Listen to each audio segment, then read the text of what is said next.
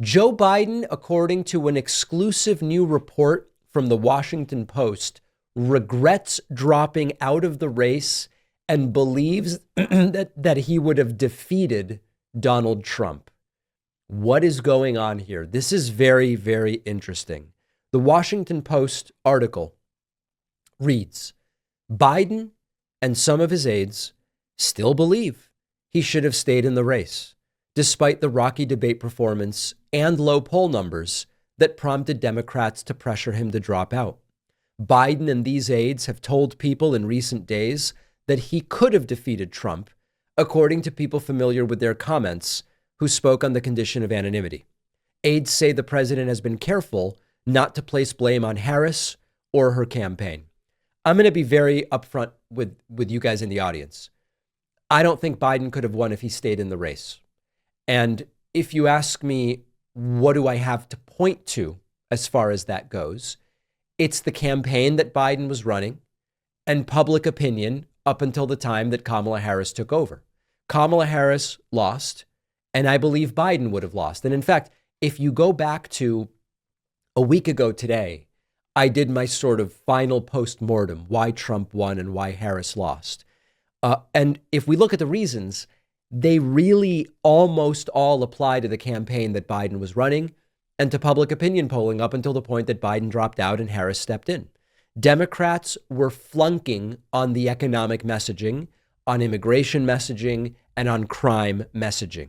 That's not unique to Kamala Harris. That was happening under Biden, even though the economy was good. By all traditional metrics, people didn't believe it, and the economic messaging wasn't convincing people.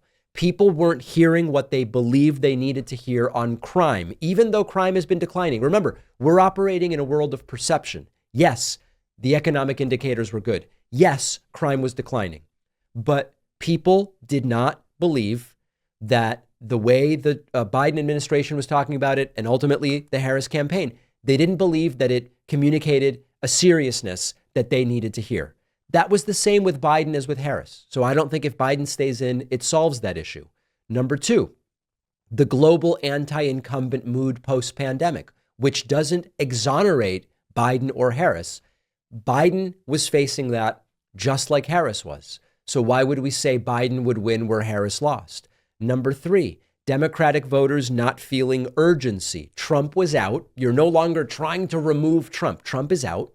And you're like, yeah, things maybe are okay, maybe they're not, whatever. I just don't see the possibility of Trump coming back as the red alert that some people see it. That was true with Biden as the Democratic candidate. That was true with Harris as the Democratic candidate. The polling scenario, the polling for Harris when she took over improved from where Biden was when he dropped out. It then came back to earth a little bit. But on election day, Harris's polling was as good as was Biden's when he dropped out. So there's also no mathematical or polling case to be made that the staying in of Biden would have led to a Biden win. The pendulum swing that we have in the United States was facing down Biden just like it faced down Kamala Harris. Trump's economic message, while vapid and based on things Trump doesn't understand and can't possibly do, it was hitting home to enough voters that they said, let's give Trump a shot. Biden was facing that just like Harris. So I could go back through the entire segment I did a week ago. The point I'm trying to make is I understand seeing how Harris was defeated, being Joe Biden and saying, damn, maybe I should have stayed in, maybe I would have had a shot. I understand thinking that. My interpretation is both Biden and Harris would have lost. Now, I think it's important to drop in one caveat, which is, as is typically the case now in every presidential election in the United States, it ends up coming down to very few votes in just a few swing states, and it did. So what I will say is that if Biden had stayed in, could it have caused some important campaign altering event that would have swung 250,000 votes away from Trump and towards Biden in some key swing states such that Biden wins a few more states and maybe gets to 270. Of course. But that also could have been the case with Kamala Harris. I mean, listen, the failed Trump assassination changed the entire dynamics, and I believe was a big part of the numbers ultimately pointing to Biden has to drop out. So the point here is, I get the way Biden and aides might be feeling, but if I take emotion out of it and just carefully analyze which of the things that went against Harris would not have gone against Biden, it seems like it really all would have gone against Biden as well, other than antipathy for how Harris ultimately became the nominee. Although a lot of the people angry about how Harris became the nominee were also angry that the Democratic Party didn't hold a real primary, as no party does when they have an incumbent president running for re-election. So even that may not have been a difference maker. Let me know what you think. If you disagree and you have something objective and empirical to point to that says, here's why Biden would have won if he had stayed in, send it to info@davidpakman.com. I want to see it.